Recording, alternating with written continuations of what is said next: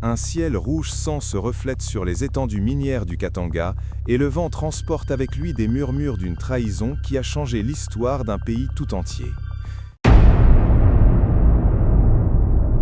Imagine-toi là-bas, en 1960.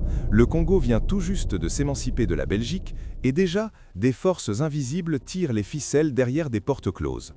Voici ce que peu de gens savent. Le Katanga, cette province riche en cuivre, cobalt et uranium, allait devenir le centre d'un complot international que personne n'ose raconter entièrement. Tu te demandes peut-être pourquoi un homme, Moïse Tshombe, a osé déclarer son indépendance juste après l'indépendance du Congo lui-même? Écoute bien, car c'est là que tout bascule. Moïse Tshombe n'était pas seulement un homme politique, il était l'incarnation des ambitions d'un territoire entier, mais aussi le pion d'intérêts étrangers. Derrière son nom, il y avait la Belgique, pas seulement comme ancienne puissance coloniale, mais comme acteur stratégique déterminé à conserver un contrôle indirect sur les richesses du Congo. Les puissances occidentales, dans l'ombre, regardaient chaque mouvement, calculant soigneusement leurs coûts. L'histoire officielle te dira peut-être que le Katanga voulait simplement se protéger.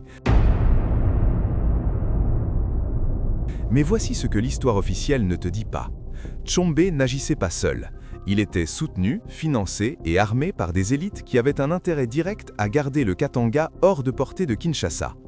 Imagine un instant les rues de Lubumbashi, animées mais tendues, où des soldats étrangers, mercenaires venus de Belgique, de France et même d'Afrique du Sud, patrouillent avec des armes lourdes, formant l'armée d'un État qui n'existait officiellement que sur le papier. Ces hommes n'étaient pas là pour défendre le peuple, ils étaient là pour protéger les mines, pour garantir que le cuivre et le cobalt ne tombent jamais entre les mains de Lumumba. Patrice Lumumba, tu sais, le premier ministre du Congo indépendant, perçu par l'Occident comme trop proche de Moscou, était devenu l'ennemi silencieux que Tshombe et ses soutiens devaient neutraliser. C'est là que ça devient vraiment fascinant, car Tshombe n'était pas seulement un politicien ambitieux, il était une figure clé dans une partie de l'échiquier géopolitique mondial.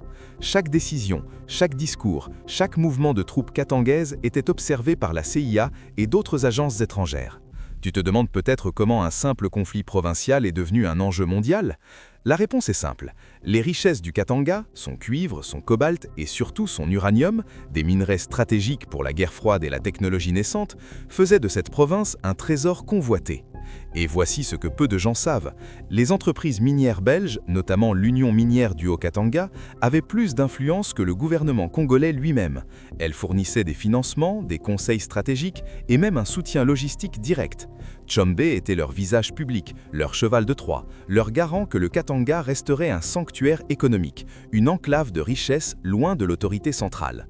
Chaque décision qu'il prenait, de la déclaration d'indépendance du 11 juillet 1960 à la mobilisation des forces locales, était soigneusement orchestrée pour protéger ses intérêts. Écoute bien, car maintenant l'histoire devient plus sombre.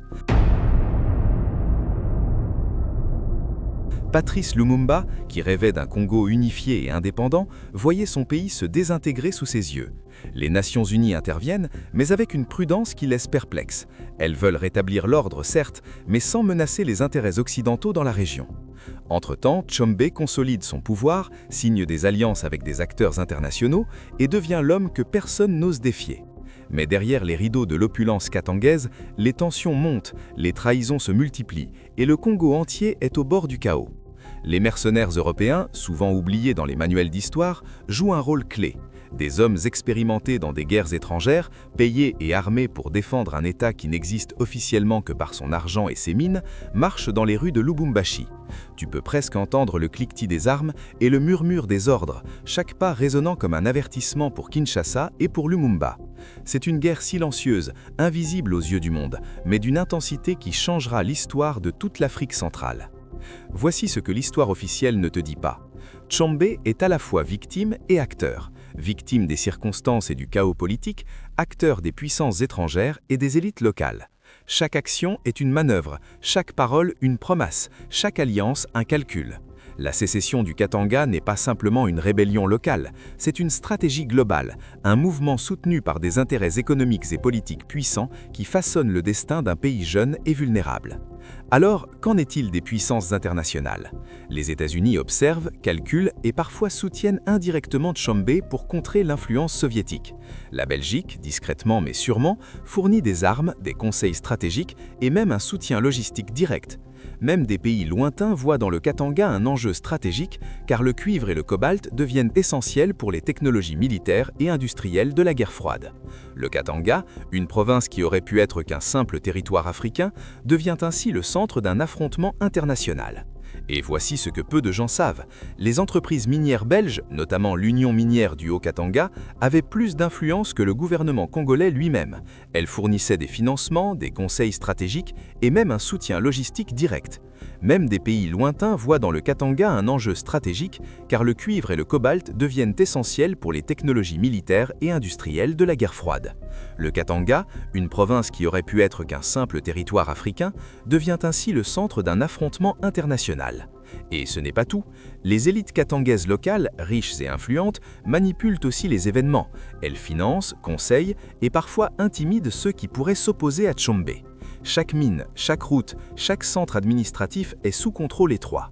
L'équilibre entre loyauté et trahison est fragile et le moindre faux pas peut provoquer l'effondrement de la sécession. C'est comme marcher sur une corde suspendue au-dessus d'un gouffre. Mais la tension atteint son paroxysme en 1961. Patrice Lumumba est arrêté, trahi par ses propres alliés et livré à des ennemis qui n'attendent qu'une chose, son élimination.